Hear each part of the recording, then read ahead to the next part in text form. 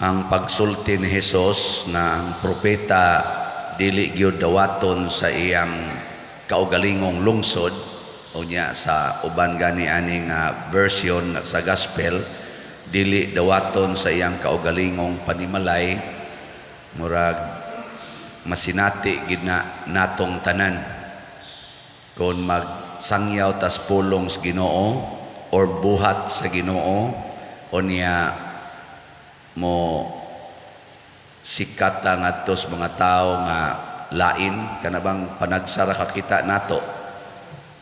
Siguro gyud nga dunay dakong kalainan ang pagtratar nato sa atong mga kanang kuyog sa balay, plus nako kuyog din is parokya. Kay bisan asa kong parokyahan mo adto kanang layo, pinikturay dayon inig humagmisa.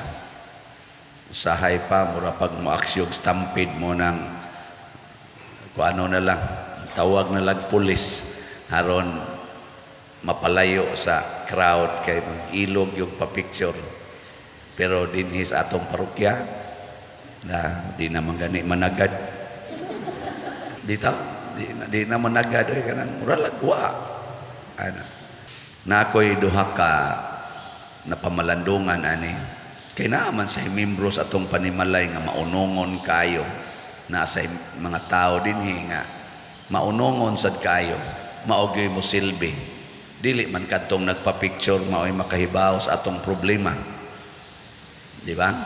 Ang naamas duol katong gapa-picture sige ra man tog picture human ato wa naman, pero ang naas duol nato naa say mga tao nga muunong kana bang makig damayay gud ba kung unsay mahitabo, dili sad katong gapa-picture dili sad katong gasigi og kunuhay gukod-gukod kay mga wa raman to sila. Pero ang pinaka-importante dinhi para nako, para sa usa ka magsasangyaw sama ni Kristo nga dili unta ta mag-agad nga daygon tag maayo, dawaton ta aron madasig sa pagsangyaw or madasig sa pagbuhat og maayo. Pras ninyo ba mga ginikanan pananglitan, kanang inyong mga anak di man ginamuday kay ninyo, tagsa ra kay anak muday sa ginikanan. Kusog na sila muday og mga artista, mga kanang mga celebrities, pero ninyo sana muday magdaig-daig lang na kung doon na pangayoon. Kibaw na kadaan kung magsige na ginagdaig-daig nimo, magsiyong gwapa lagi ka ma, gwapo lagi ka pa. Ana, doon na gasunod. Gay tabi. Tabi, ana. Ang unay sagad. Pero ayaw na himo ang rason, mga ginikanan, na inyong silutan ang inyong anak tungod kay mas daig nila ang laing tao kay kaninyo. Padayon pagbuhat og maayo ngadto sa inyong mga anak. Ako nasugod ko ka breadwinner sa among pamilya pagka-paralyzed ni Papa.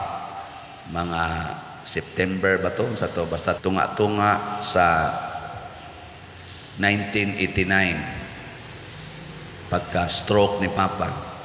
Hangtod karon ako gyud mo ay breadwinner sa among pamilya. Hangtod diha nako sa seminaryo, dili tingali financial, ana gyung mga decision making, ana nasakit si mama, nasakit akong manghod, na ospital dagko kay mga bayronon akong maguwang, nasakit, ari gyud hanok nako tanan. Ana. Pero naa sa diha sa akong pamilya ang kanang bugnaw kaayo ang akong paminawa, murag bugnaw kay sila. Dili init ang ilang pagdawat sa akong pagkamagsasangyaw.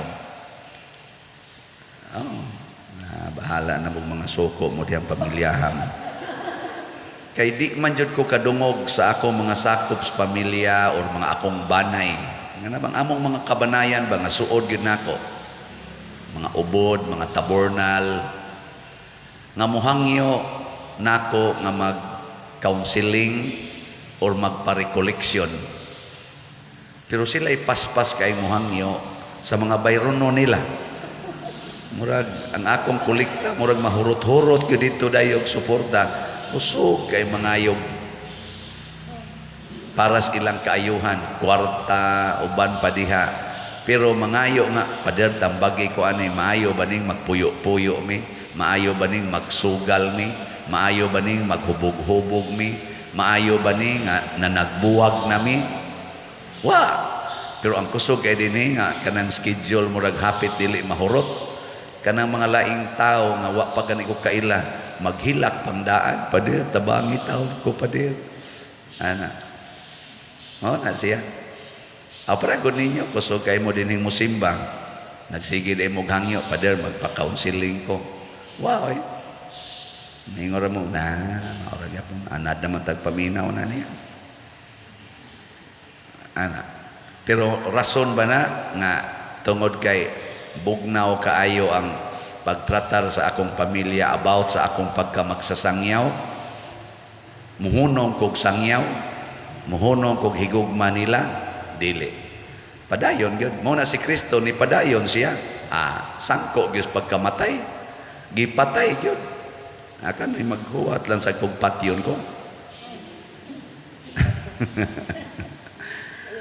Ana naman gani ni hulga nako nga patyon ko. Kay interesado kay siya sa akong kolekta kaysa akong gisangyaw. Mga almost 1 month nakadawat kog text, sunod-sunod yun purting daghanang text message na Father, isaad nako na within 24 hours or karong adlaw patyon tagyod ka kay ikay hinungdan nga namatay ang akong anak. Ang iyang word, namatay ang akong anak, ikay hinungdan, patyon tagyod ka. Nagkakuan ko ning atong mga staff din kanang murag Domingo man to mga almost mga 3 Sundays naman tingaling nilabay kagubot ko ni sila ato daghan na kay sila diha kay namas text message patyon tagyod ka kay imong ikay hinungdan nga namatay akong anak. Pero wa ko kahibaw nga nung ako'y hinungdan, wa man ko'y batang gipatay. Nako ay sa diilan na ko ana siya. Ngita lang nagdisturbuhon lang ta ana. Wa man gito madayon og patay naabot man ta karon. Gahapon na itawag, nya di man ko tigtubag og tawag kay kana ganing gadali man ko. Text ray akong tubagon. Pero ambot nga nung natintal kog tubag, murag na dyan ingon ako tubag ka. Di akong gitubag. Ingon din siya, Pader, murag naghilak, bababay. Pader, mga itakog pasaylo ni mo. Nako nga naman, ako tong bana ang nag-text ni mo itong ni aging mga adlaw. Pero dugay-dugay na god, nagihulga kang patyon. Ako tong bana, Pader, kay tungod manggod sa among anak. Kay ang among anak Pader naaros ospital kay nakakaon ko ng uk-uk nya nangitlog ang uk-uk dito sa tutunlan tingal ito bata or tiyan batos bata anang inana ba niya gahilak pa yun nako unsa man na siya ingon siya nga ang doktor lagi Pader kay kana ganing ingon nga naipalitong tambal para mapagawas ning mga itlog sa uk-uk. Kamong mga medical people, pwede ba na ang uk-uk musod sa bata nga 2-month-old, 2 ka buwan ang bata, musod na ang uk-uk nga mangitlog dito sa lawom, di mamatay. Yan ko, imposible ha sa anak. Nako, sige lang, anak ko. Yan siya Pader, di amang gani ang doktor. Di akong giistorya. Doktor, Pader, ako ang doktor sa bata. Pero wako sulti kisay nga sa bata. Motong giistorya ko niya. Mo lagi Pader, naipalito nung tambal. Ako raman tayo mo libre ani, pero galisod sa ko Pader. Kaya di arago ko diris ko. Wapok hibaw asa sila. Ang ako na hinumduman, Santander man to yung gisulti. Nya, nako niya, unsa may mahimo na to na dok? Siya, paliton lagi ning tambal Pader. Nako, sige. Kay gadali naman ko kay padong nako magmisa nako diri lang ka sa akong sekretary, kamo na'y mag-arrange, kamo na'y mag-istorya, kay og unsa gani makatabang ta. Ala, pinaspasay, sige ng text, sige tawag, sila sa srimi, sige sa atiman. Hangtod yun nga, na abot yung punto nga, ang kwarta ko nung kinahanglan nila, mga di mo mino sa 5,000 kay ang tambal ko no tag 4,000 kapin nya nahibaw-an nila nga di atorgong i-post nahibaw-an nila nga ang gisulti na ako no sila sa tong ospitalas Davao naman sa SPMC man sa to'y address ng SPMC kana Southern Philippines Medical Center nya mo na inaong bata nga gi padala sa messenger imo na to na convince na tagjutay nako tawagi didto sa SPMC o kanang tuwa bagyo na admit na pag amot ni tawag ba to sila pero ni inform sa to siya isa asa mamong room sa SPMC ningon awa man mi didto kay pagpa-check up namo gipa-refer man mi sa usa ka doktor so di amis clinic so naas clinic sa doktor ana nya kinahanglan na jud kuno kay tabangon gyud ayon. Ang nagtawag nako ang inahan nganlan og Melissa Javier. Melissa ba? Nay. Mo na iyang naong. Melissa Javier. Nakaron niabot yung panahon nga nipada siya og GCash number asa tong GCash number sa katong atong ipadadaan.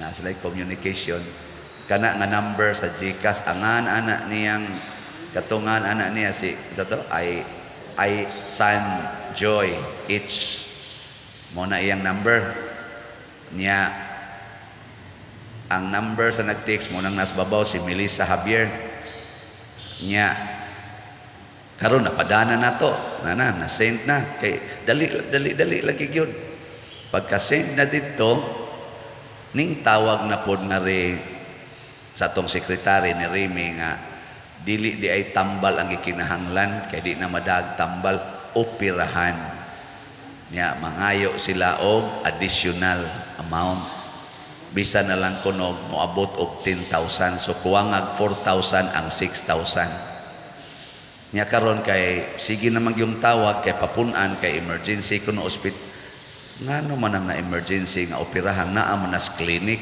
nya og operahan mo agi pa man mga laboratory nagduda nako ayaw na nagtubaga daghan kayong tawag daghan kayong text nadugay ni balik na sad ang hulga ingon na sad unsay dangatan sa tayong nga text niya Ma'am Remy ana ay gibutang niya asa na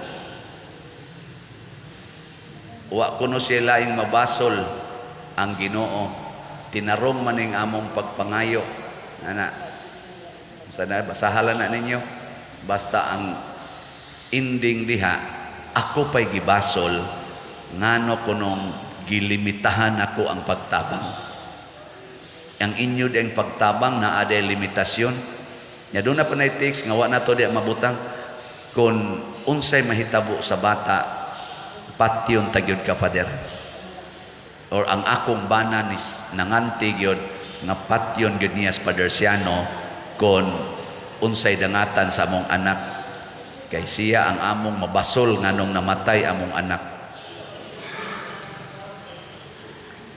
inana ba ngano man kining mga tawhana kung tinuod man kung tinuod lang ba ibutang na to tinuod gina interesado ra sila sa kwartas pare nga nakolekta in taon gikan ninyo sama sad sa akong pipila ka mga membro sa akong banay o sa ako ganing pamilya nga mas interesado ra sila sa kwarta nga akong nadawat nga para sa simbahan pero di sila interesado nga maminaw o mamalandong sa akong giwali sayo na ka na ang pare imong ingnon nga patyon tika kung di nini mo punan ang kwarta sa to pa interesado ra sa kwarta sa mapahimuslan pero dili interesado unsay gitudlo unsay gisangyaw sa pari o sa propeta.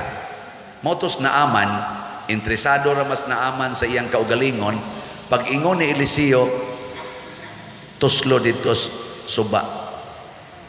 Ingon dayos naaman, oh, kabati na yung suba diha.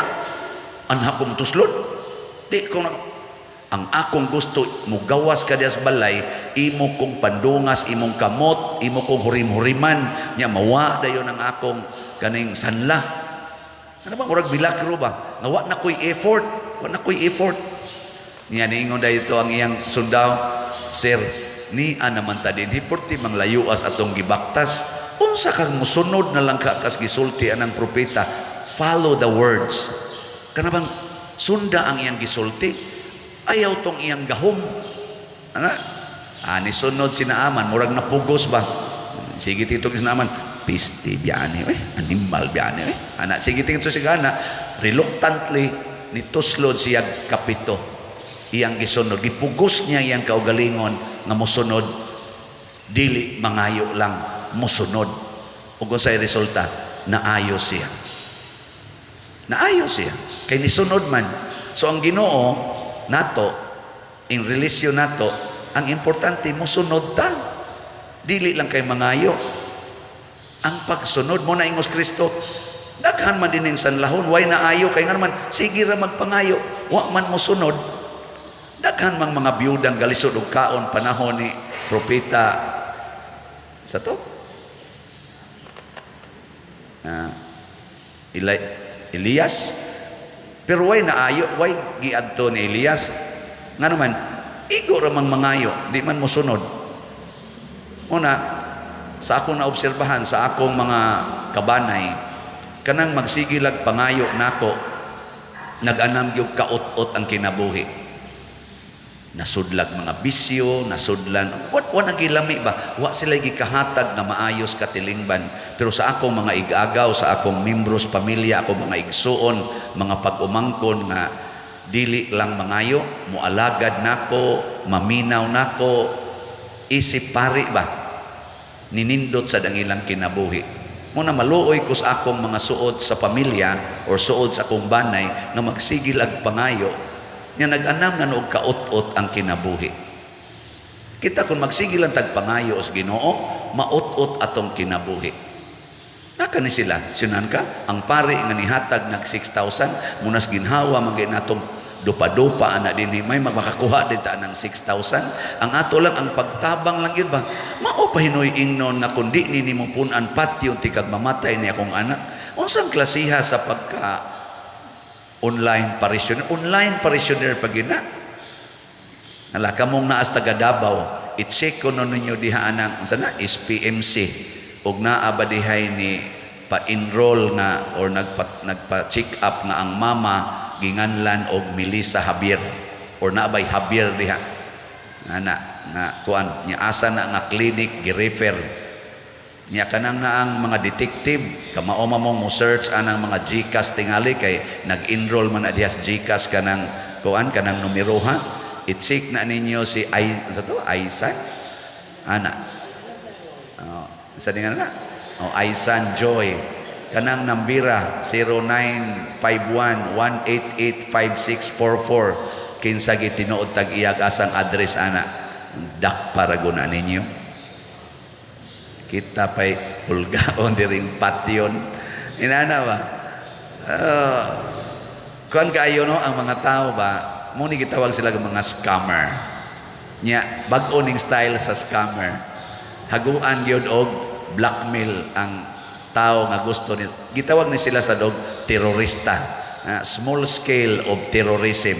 Kada bang ignon ang mga dagkong kompanya na nakoy bumbang gibutang diha sa inyong tindahan og di ka mohatag aning 2 million karong hapon pabuthon ko ni hatag dayeg 2 million ano na mga terorista.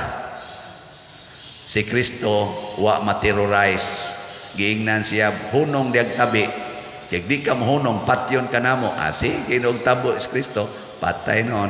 So ang dami na lang ko ninyo daag lungon siguro kay basig og mga few days from now naabay pareha atong kang gobernador digamo ba nga mukalit lagso diha niya magdag armalite niya rakrakan dayon niya tuwa man ko sa opisina galingkod maunag kamatay ang mga sekretary na mo man to hitabo ang mga 4 piece in town nga nang hatag ginana mo'y unang nangamatay ingon ana man ang kabangis sa kalibutan pero dili na lang ta diha mahadlok importante gamiton tas Ginoo pagsangyaw sa maing balita mo na nga unsa toy giingon sa atong salmo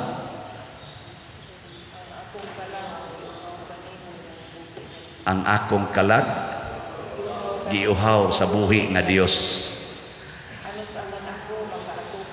kanus ako makaatubang kanimo sige saari ko ninyong patyon dugay na ra ba kong giuhaw sa buhi nga Dios adto day ko sa langit kadindot ana di ba kamo din mabilin mo kamoy tiwas anang kumbento kamo sa mga online parishioners mamatay gani ko ugma kay naay mo pusil nako dire palihog lang hangyo nako para malangit mo hutda gid taog palit ang remaining slots bitaw ang kaning tanang slots nga gibaligya karon aman tay slot nga SBF dag ang atong halin aning atong SBF dag tag 500 ra man niabot na gahapon og 8,681 ka slots pakpak